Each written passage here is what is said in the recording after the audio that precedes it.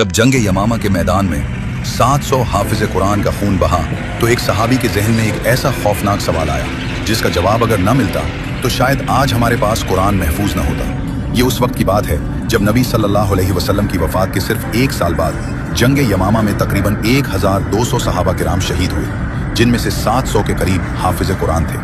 ये बात समझना जरूरी है कि उस जमाने में कुरान किसी एक किताब में नहीं था, वो बिखरे हुए मवाद पर लिखा हुआ था, जैसे खजूर की शाखों पर, चमड़े के टुकड़ों पर, पत्थर की सिल्लों पर, ऊंट या बकरी की हड्डियों पर, और सबसे बढ़कर सहाबा किराम के सीनों में महफूज था। जब जंग यमामा की खबर मदीना पहुंची तो हजरत उमर फारूक रजी अल्लाह अन्हु के जहन में एक खतरनाक सवाल आया। उन्होंने सोचा कि अगर इसी तरह हर जंग में हाफिज कुरान शहीद होते रहे तो कहीं कुरान का एक बहुत बड़ा हिस्सा जाया न हो जाए और कहीं कुरान का वजूद ही खत्म न हो जाए। वो फौरन हजरत अबू बकर रजी अल्लाह अन्हु के पास गए और कहा, कुरान को एक जगह एक किताब की शक्ल में जमा कर देना चाहिए। हजरत अबू बकर रजी अल्लाह अन्हु पहले घबराए और कहा, मैं वो काम कैसे करूं जो खुद रसूलुल्लाह सल्लल्लाहु अलैहि वसल्लम ने नहीं किया। ये कोई जिद नहीं थी, ये उस शख्स की एहतियात थी जो दीन में जरा भी बिदत से डरता था।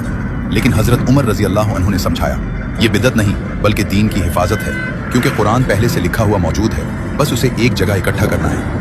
आखिरकार हजरत अबू बकर रजी अल्लाह अन्हु का दिल भी मुतमईन हो गया। इस काम के लिए हजरत जैद बिन साबित रजी अल्लाह अन्हु का इंतखाब किया गया। हजरत जैद रजी अल्लाह अन्हु कातिब वही थे, यानी नबी सल्लल्लाहु अलैहि वसल्लम के सामने कुरान लिखते थे। वो हाफिज कुरान भी थे। नबी सल्लल्लाहु अलैहि वसल्लम ने अपनी जिंदगी के आखिरी दिनों में पूरा कुरान एक बार फिर दोहराया था और जैद रजी अल्लाह अन्हु उस वक्त भी साथ मौजूद थे। जैद रजी अल्लाह अन्हु का तरीक़ेकार इंतहाई सख्त और मोहतात था।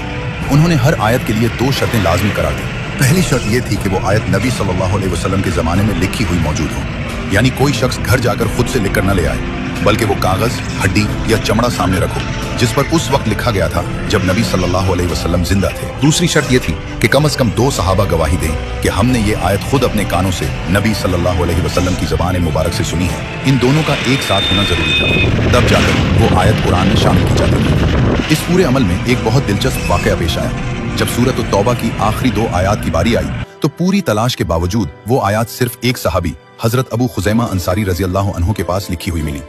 अब मसला ये था कि शर्त 2 गवाहों की थी और तहरीर भी सिर्फ एक के पास थी। लेकिन यहाँ एक खास बात याद आई।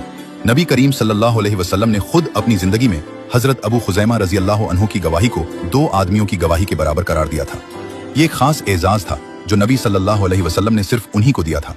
इसलिए उनकी अकेली गवाही और तहरीर को काफी समझा गया और वो आयात कुरान में शामिल कर दी गई। बाद में हजरत उस्मान रजी अल्लाह अन्हु ने हजरत हिफ्सा रजी अल्लाह अन्हा से कुरान का वो असल नुस्खा मंगवाया और उससे कई नकलें तैयार करवाकर मुख्तलिफ शहरों में भेज दी।